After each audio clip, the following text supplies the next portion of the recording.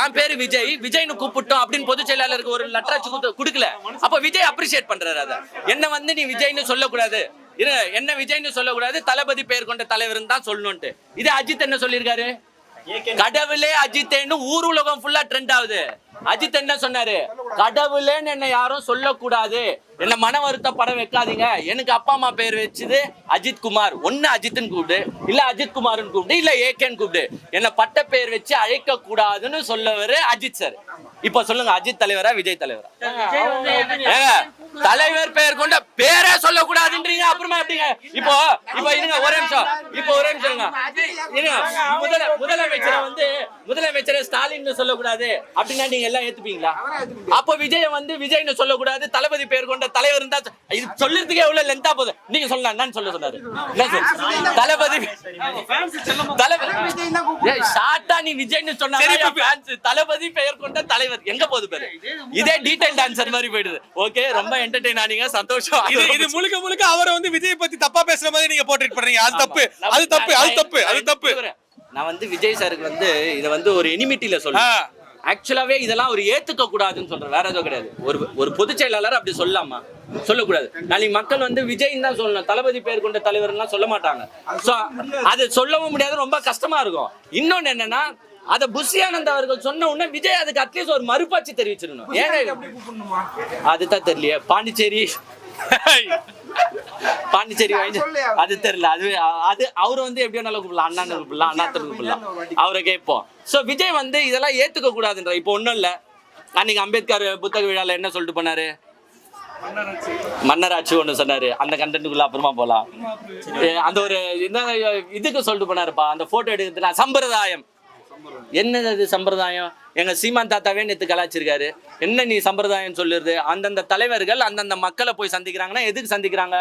அவங்க இழப்புல போய் பங்கேற்கிறாங்க, அவங்களுக்கு ஒரு துக்கம் விசாரிக்கிறாங்க. ஏன் இவர் தூத்துக்குடிக்கு போனார்ல விஜய், சம்பிரதாயம் சொல்றாங்க. சம்பிரதாயம் தான், கரெக்ட். இவரு விக்ரவாண்டிக்கு வந்து அந்த கலாச்சாரத்துல இருந்து போனவங்களை போய் போட்டோ ஷூட்ல பார்த்தாருல, ஆரன் சவுண்ட்லாம் வச்சுக்கிட்டு, அப்ப அதை சம்பிரதாயம் சொல்லலாமா? அவர் பண்ணா அது சம்பிரதாயம் கிடையாது. மற்ற தலைவர்கள் பண்ணா சம்பிரதாயம் நீங்க எப்படி சொல்லுவீங்க? கரெக்டா இல்லையா? அந்த மாதிரி ட்வீட் போடுறேன், சம்பிரதாயத்துக்கு ட்வீட் போடுறது. சம்பிரதாயத்து அவர் நடிகர் இல்ல, தலைவர். கொன்றுவோம் தலைவர். தமிழக வெற்றி கழகத்தோட தலைவரை பத்தி நான் பேசுறேன், நடிகர் விஜயை பத்தி பேசல. சம்பிரதாயத்துக்கு ட்வீட் போடுறது ஒண்ணும் இல்ல. டிவிக்கு பேஜ் எடுத்து போய் பாருங்க, ஃபுல்லா ட்வீட்டா தான் இருக்கும், வேற எதுவுமே இருக்காது. ஃபீல்டுக்குள்ள வந்துருக்க மாட்டாரு, ஃபுல்லா ட்வீட். இப்ப சம்பிரதாயத்துக்கு ட்வீட் போட்டது யாரு? அவரு தானே.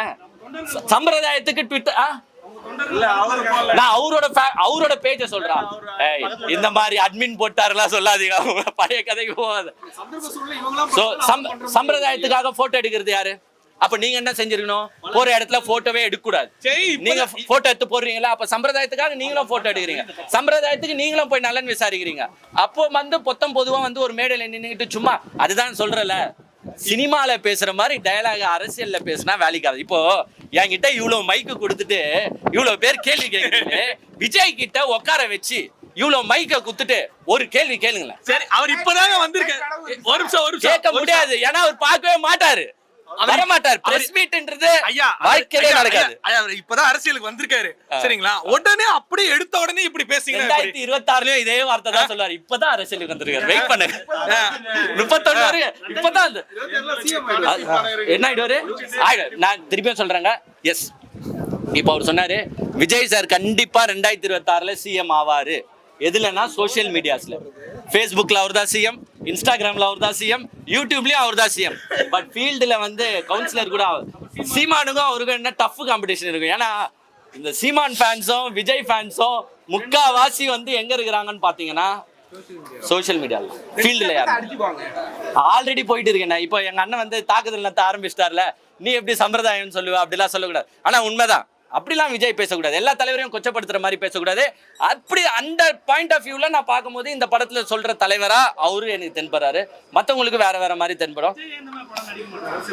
அரசியல் படமா? இப்போ 2000 அவர் நடிச்சிட்டு இருக்கிற ஃபைனல் படம் வந்து அப்படிதானா?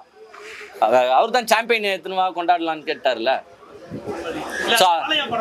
சர்க்கார்லாம் நடிச்சிருக்காருப்பா. அவர் வந்து சிஎம் ஆகிறதுக்கான வாய்ப்புகள் அதிகப்படியா இருக்குங்க. ஏன்னா சோஷியல் மீடியால அவங்கள மாதிரிலாம் ஆள் இல்ல.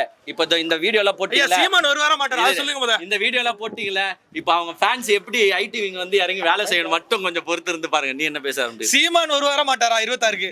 சீமான் வர மாட்டாரு, அவர் தான் சிஎம். ஆனா ஒன்னே ஒண்ணுங்க பாவங்க சீமான் வாழ்க்கைய விஜய் முடிச்சிட்டாரு. நான் எப்பவுமே சீமானுக்கு அகைன்ஸ்டா தான் பேசுவேன். நானே ரொம்ப ஃபீல் பண்றேன் சீமானுக்காக. ஒரு மனுஷன் 15 வருஷம் கஷ்டப்பட்டு கட்சியை எப்படியோ திரள்நிதியோ பொய் சொல்லியோ வாங்காத குத்தோ வாங்கியோ எப்படியோ கட்சியை கஷ்டப்பட்டு வளர்த்துட்டு கட்சியை தொடங்கி 3 மாசத்துல சீமான் கதையை முடிச்சா வருமா வராதாங்க? அதுதான் சோசியல் மீடியால முடிச்சிடலாம். பெரிய கட்சிகள் எல்லாம் சோசியல் மீடியால முடியுங்க. இங்க பாருங்க, ஒண்ணே விஜய் ஃபேன்ஸ் வந்து முக்காவாசி சீமான் கட்சியில தான் இருக்காங்க. அது எல்லாருக்குமே தெரியும்.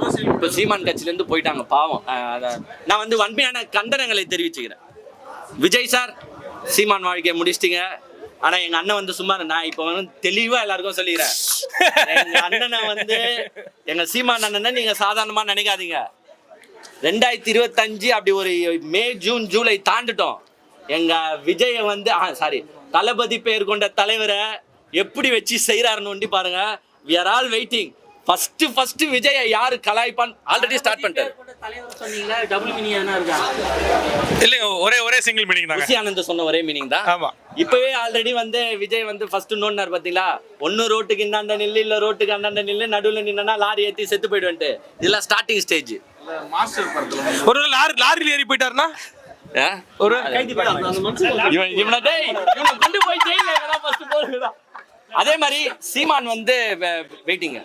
சீமான் வந்து பாத்தீங்கன்னா விஜயை வச்சு செய்யறவர். நான் இன்னமும் சொல்றேன், டிஎம்கே கூட விஜயை கலாய்க்காது, ஏடிஎம்கே கூட விஜயை கலாய்க்கலையே, யாருமே ஒன்றும் பேச மாட்டாங்க. ஆனா விஜயை பத்தி யார் பேசுவார்னா சீமான் தான். பயம்ன்றது இல்லைங்க. அவரு என்னத்த ஒரு 10 கேள்வி கேட்டா தெரியுமா? தெரியாது. ஒன்றும் இல்லை, அந்த மாநாட்டிலே என்ன பேப்பரை வச்சு படிச்சாரு. வேற என்னத்தை வச்சு படிச்சாரு? பெரியாருன்ற பேரை பேப்பர்ல வச்சு படிக்கிறாரு. 5 தலைவர் பேரை பேப்பர்ல வச்சு படிக்கிறாரு. அப்புறமா எங்க தத்துவம் இருக்கும்? ஏங்க இன்னொன்னு நான் தெளிவா சொல்லிக்கிறேன். நீங்க இப்ப சொல்லுவீங்க மத்த தலைவர்களும் பேப்பரை பார்த்து படிக்கிறாங்க அப்படி இப்படின்னு. பாயிண்ட்ஸை வந்து சொல்லும் போது ஒரு தடுமாற்றங்கள் இருக்கதான் செய்யும். இப்போ என் கையில ஒரு பேப்பரை குத்துட்டு 1892 கோடினும் போது தடுமாற்றம் இருக்கும், பாயிண்ட்ஸை வச்சு படிக்கும் போது. பட் நீ போற போக்குல இப்போ ஒன்றும் இல்லை, ஒரு கரண்டி இருக்குன்னு வச்சுக்கோ, தோசை சுடுவாங்க எல்லாரும் வீட்டுல, மாவு கரண்டில ஊத்தி இப்படிதான் சுட முடியும். கரண்டில ஒன்னும் இல்லைன்னு அர்த்தம். ஒன்னும் இல்லாதவன் எப்படி வேணாலும் சுடலாம். ஆனா கரண்டில மாவு இருக்கிறவன் பார்த்து பேப்பரை பார்த்து தான் சுட முடியும். சும்மா பொதுவா சுட்டு போக முடியாது.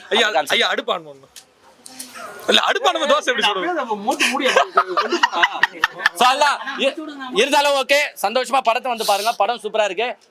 இதுல என்ன சொல்ல வரேன்னா, இந்த கருத்துலாம் என்னுடைய சொந்த கருத்துக்கள். வெற்றிமாறன் சார் இதெல்லாம் போடல. என்னோட பாயிண்ட் ஆஃப் வியூல அவர் பேசுற மாதிரி தெரியுது. வேற உடனே வந்து விஜய் ஃபேன்ஸ்லாம் வெற்றிமாறன் சார் இப்படி சொல்லிட்டாரு அப்படி சொல்லிட்டாருன்னு சொல்லாது. இது என்னோட கருத்து. என்ன வேணா திட்டிக்கோங்க, வெற்றிமாறன் சாரை விட்டுருங்க.